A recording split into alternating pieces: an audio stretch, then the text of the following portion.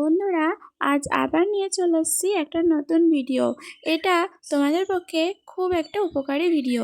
তো আজকে দেখাবো টমেটো সংরক্ষণ কিভাবে সারা বছর ধরে টমেটো সংরক্ষণ করে রাখবে, সেটাই তোমাদেরকে দেখাবো। শীতকালে তো টমেটোর দাম খুবই কম, কিন্তু অন্য অন্য টাইমে টমেটোর দাম এত হয়ে যায় যে টমেটো কিনে খেতে পারা যায় না।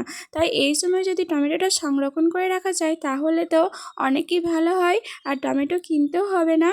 টমেটো এভাবে সংরক্ষণ করলে এ থেকেই রান্না করে খাওয়া হবে। তো দেখো, আমি এখানে 250 গ্রাম মতন টমেটো নিয়েছি। আমি বেশি টমেটো নিইনি, অল্প পরিমাণে টমেটো দিয়েই করছি এই রেসিপিটা। তো ভালোভাবে জল দিয়ে ধুয়ে নিয়েছি। আর দেখো, আমি এখানে লাল লাল টমেটো নিয়েছি। কাঁচা কাঁচা টমেটো কিন্তু নেবে না, লাল লাল টমেটোই নেবে।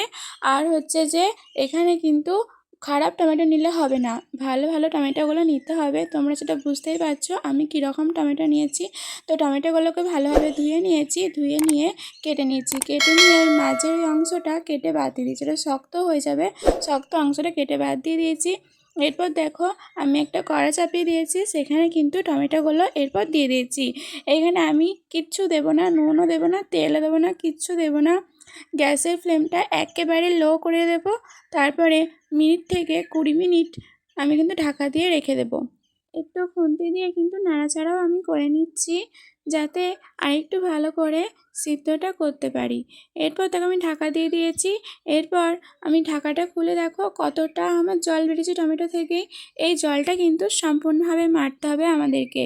আর গ্যাসের ফ্লেমটা কিন্তু লোয়েতেই রাখবে, হাই করবে না। আর আমি এখানে অনেক দিন সংরক্ষণ করব বলে আমি এখানে ভিনিগার দিয়েছি 1 চামচ। তো দেখো, ভিনিগারটা দিয়ে কিছুক্ষণ নাড়া দিয়ে দিলাম, আবার ঢাকা দিয়ে দিলাম। দেখো, আমার অনেকটা কিন্তু জলটা শুকিয়ে গেছে। টমেটো থেকে সম্পূর্ণ জলটা কিন্তু শুকাতে হবে, না হলে এটা ভালো হবে না করা। তো এরপর দেখো, একটা প্লেট নিয়ে নিয়েছি, সেখানে কিন্তু একটু তেল ব্রাশ করে দিচ্ছি, যাতে গায়ে না লেগে যায়। এটা ধরো রোদে শুকাতে হবে, তো রোদে শুকাতেই হবে। আর রোদে যাদের ধরো রোদ নেই, তারা এমনি ফ্যানের হাওয়াতে শুকাবে, সেটা টাইম লাগবে অনেক দিন। আর রোদে শুকালে 1 দিন বা 2 দিনের ভেতরেই তোমার সম্পূর্ণ টমেটোটা শুকিয়ে যাবে। এরপর দেখো, আমি একটু চাড়িয়ে নিচ্ছি। চাড়িয়ে নিলে তাড়াতাড়ি টমেটোটা শুকাতে কাজে লাগবে। তো তার জন্য আমি ভালোভাবে কিন্তু একটু চাড়িয়ে নিচ্ছি।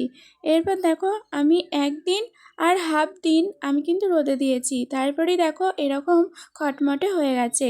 এরপর একটা মিক্সিং জার নিয়েছি, সেখানে কিন্তু পেস্ট করে নিচ্ছি।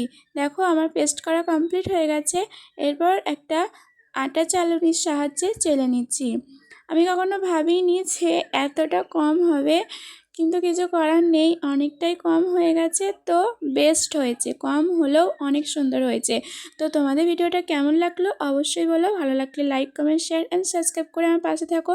আর তোমরা অনেক ভালো থেকো, সুস্থ থেকো। আজকেরকার মতন টাটা বন্ধুরা, নেক্সট ভিডিওতে আবার দেখা হবে।